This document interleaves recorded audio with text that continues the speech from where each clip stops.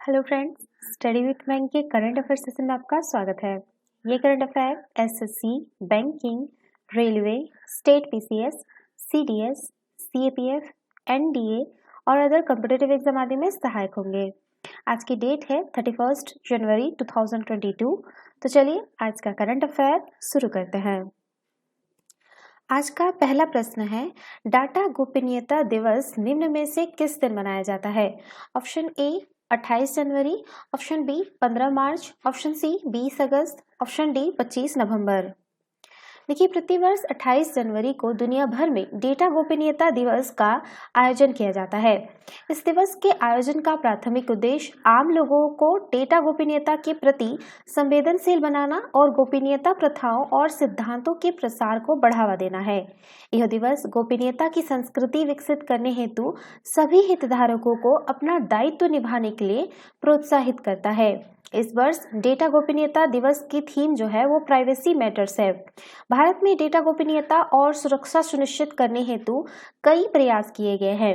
सर्वोच्च न्यायालय ने वर्ष 2017 में के.एस. पुट्टास्वामी बनाम भारत संघ मामले में निजता के अधिकार को मौलिक अधिकार माना था, जिसके बाद केंद्र सरकार ने डेटा संरक्षण के अनुशासन में कानून का प्रस्ताव करने के लिए न्यायमूर्ति बी.एन. श्रीकृष्ण समिति की नियुक्ति की थी। तो इसमें जो इसका सही आंसर होगा वो होगा आपका ऑप्शन ए 28 जनवरी। इसमें एक आपका आता है निजता का अधिकार। तो आपको ये बताना है ये कौन से आर्टिकल के अंतर्गत आता है निजता का अधिकार। ठीक है, ये आपका आज का पहला क्वेश्चन है। चलिए नेक्स्ट क्वेश्चन पे चलते हैं। क्वेश्चन नंबर सेकंड है, नीति आयोग ने ग्रेट निकोबार में कितने करोड़ रुपए की एकीकृत परियोजनाओं की शुरुआत की है? ऑप्शन ए 12,000 करोड़ रुपए, ऑप्शन बी है आपका 32,000 करोड़ रुपए, ऑप्शन सी 72,000 करोड़ रुपए, ऑप्शन डी 42,000 करोड़ रुपए। देखिए, नीति आयोग ने ग्रेट निकोबार में 72,000 करोड़ रुपए की एकीकृत परियोजना की शुरुआत की है।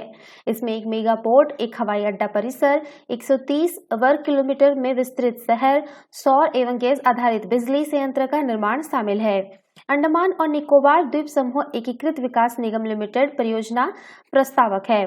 तो इसका जो सही आंसर होगा वो होगा आपका ऑप्शन सी 72,000 करोड़ रुपए। इसमें आपका एक अंडमान और निकोबार है।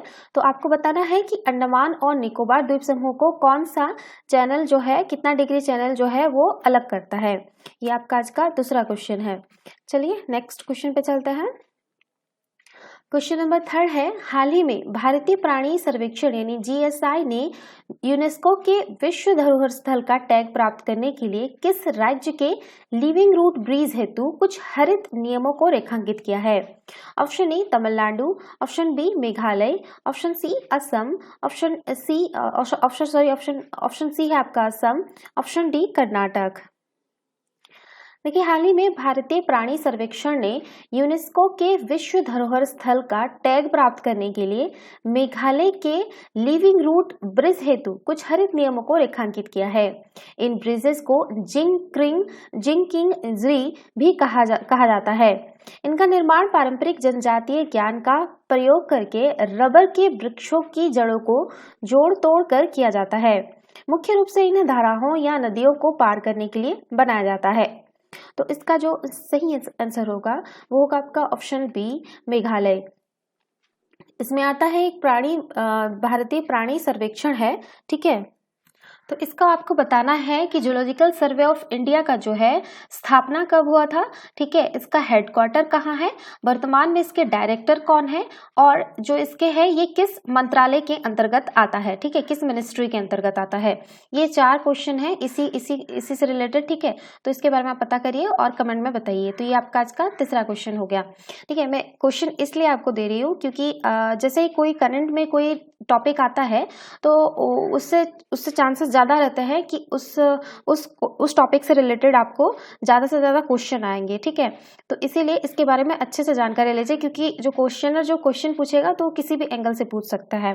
ठीक है, तो इसलिए आपको बता रहे हैं कि इसके बारे में थोड़ा डिटेल्स जान लीजिए कि अभी भारतीय प्राणी सर्वेक्षण चर्चा में है तो इसके बारे में और थोड़ा सा जानकारी कलेक्ट कर लीजिए। ठीक है, चलिए नेक्स्ट क्वेश्चन पे चलते हैं।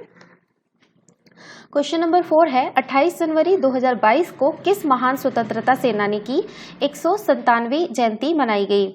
Option A Lala Lajpat Rai, option B Mahatma Gandhi, option C doctor Rajendra Prasad, option D है आपका बिपिन चंद्र पाल। देखिए 28 जनवरी 2022 को देश भर में प्रसिद्ध स्वतंत्रता सेनानी लाला लाजपत राय की जयंती मनाई गई। लाला लाजपत राय का जन्म 28 जनवरी 1865 को पंजाब के फिरोजपुर जिले में धुड़के नामक एक छोटे से गांव में हुआ था। लाला लाजपत राय भारत के महानतम स्वतंत्रता सेनानियों में से एक थे। बिपिन चंद्र पाल और बाल गंगाधर तिलक के साथ मिलकर उन्होंने चरमपंथी नेताओं की एक तिकड़ी यानी लाल बाल पाल बनाई थी। उन्होंने वर्ष 1970 में अमेरिका में home rule league of America की स्थापना की और इसके द्वारा अमेरिका में अंतर्राष्ट्रीय समुदाय से भारतीय स्वतंत्रता आंदोलन के लिए नैतिक समर्थन मांगा। उन्हें पंजाब केसरी और पंजाब का शेर यानी लायन ऑफ पंजाब नाम से भी जाना जाता है। चलिए नेक्स्ट क्वेश्चन पे चलते हैं। तो सॉरी, इसका जो सही आंसर होगा वो होगा आपका ऑप्शन ए लाला लाजपत राय। चलिए नेक्स्ट क्वेश्चन पे भी चलते हैं। क्वेश्चन नंबर 5 है प्रसिद्ध पुरातत्वविद और किस राज्य के पुरातत्व विभाग के पहले निदेशक पद्म भूषण आर नागास्वामी का 23 जनवरी 2022 को चेन्नई में निधन हो गया? Option A Assam, option B Andhra Pradesh, option C Tamil Nadu, option D Kerala. देखिए प्रसिद्ध पुरातत्वविद और तमिलनाडु पुरातत्व विभाग के पहले निदेशक पद्म भूषण आर नागास्वामी का 23 जनवरी 2022 को चेन्नई में निधन हो गया। नागास्वामी को महाबलीपुरम में मूर्तियों पर उनकी पुरालेख अनुसंधान के लिए जाना जाता है। नागास्वामी को 2018 में पुरातत्व में उनके शोध कार्य के लिए पद्म भूषण पुरस्कार से सम्मानित किया गया था। वे कलाईमामणि पुरस्कार के प्राप्तकर्ता भी थे, जो तमिलनाडु सरकार का सर्वोच्च नागरिक पुरस्कार है। तो इसका जो सही आंसर होगा वो होगा आपका ऑप्शन सी तमिलनाडु। चलिए नेक्स्ट क्वेश्चन पे चलते हैं। क्वेश्चन नंबर 6 है गूगल ने हाल ही में भारतीय एयरटेल में कितने अरब डॉलर का निवेश करने की घोषणा की है? ऑप्शन ए 2 अरब डॉलर, ऑप्शन बी 1 अरब डॉलर, ऑप्शन सी 5 अरब डॉलर, ऑप्शन डी 4 अरब डॉलर। देखिए गूगल ने भारतीय एयरटेल में 1 अरब डॉलर का निवेश करने की घोषणा की है। इसमें 70 करोड़ डॉलर यानी 5,224 करोड़ डॉलर का इक्विटी निवेश भी शामिल है।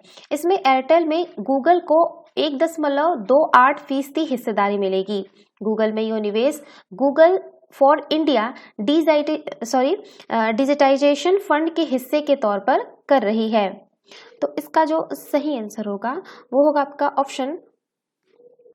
ऑप्शन बी होगा आपका 1 अरब डॉलर। चलिए नेक्स्ट क्वेश्चन पे चलते हैं। विश्व भर में अंतर्राष्ट्रीय कस्टम दिवस का आयोजन कब किया जाता है? ऑप्शन ए 28 जनवरी, ऑप्शन बी 27 जनवरी, ऑप्शन ए है आपका 26, ऑप्शन बी है आपका 27 जनवरी, ऑप्शन सी 28 जनवरी, ऑप्शन डी 29 जनवरी। देखिए 26 जनवरी 2022 को विश्व भर में अंतर्राष्ट्रीय कस्टम दिवस का आयोजन किया जाता है। इस वर्ष यह दिवस डेटा संस्कृति को अपनाकर और डेटा परिस्थितियों को निर्माण करके सीमा शुल्क डिजिटल परिवर्तन को बढ़ाना थीम के साथ आयोजित किया गया। यह दिवस विश्व भर की सीमाओं और वस्तुओं एवं माल के प्रभाव की देखभाल के कार्य के लिए कस्टम अधिकारियों और एजेंसियों को सम्मानित करता है। बता दें कि विश्व सीमा शुल्क संगठन यानी WCO द्वारा गठित यह दिवस वर्ष 1953 में बेल्जियम के ब्रुसेल्स में आयोजित सीमा शुल्क सहयोग परिषद यानी CCC के उद्घाटन सत्र की शुरुआत को चिन्हित करता है। आपको बता दें कि 1994 में सीमा शुल्क सहयोग परिषद का नाम बदलकर विश्व सीमा शुल्क संगठन कर दिया गया। यह एक स्वतंत्र अंतर सरकारी निकाय है और वर्तमान में इसमें कुल 183 सदस्य हैं।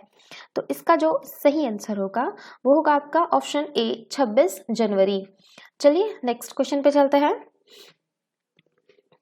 संयुक्त राष्ट्र के सांस्कृतिक संगठन यूनेस्को ने हाल ही में किस देश के क्लिंकर बोर्ड्स को अपनी विरासत सूची में शामिल कर लिया है? ऑप्शन ए नॉर्डिक देश, ऑप्शन बी बाल्टिक देश, ऑप्शन सी बाल्कन देश, ऑप्शन डी इनमें से कोई नहीं।